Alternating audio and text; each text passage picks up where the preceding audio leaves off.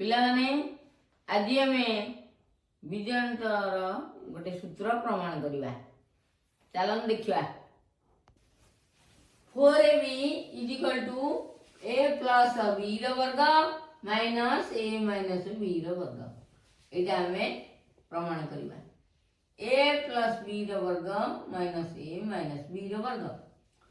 a plus b ର ବର୍ଗ ହେଲା a square plus b square plus 2ab minus बंधनी भीतर रहिला a minus b रो वर्ग a square plus b square minus 12 a square plus b square plus 2ab बंधनी पूर्व minus अच्छी खोलिबा minus गला a square minus b square minus 2ab अच्छी plus 2ab गला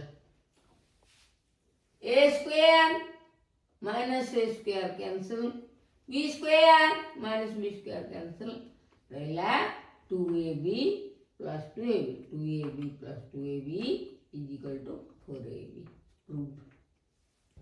पिलाने आज हमें 4ab रो सूत्र गोटे प्रमाण कले कमेंट माध्यम जणाइले आ किछि सूत्र पढ़िबा आ एटा प्राय परीक्षा रे आसे तेणु भलो भाबरे देखिबे कमेंट माध्यम जणाइले।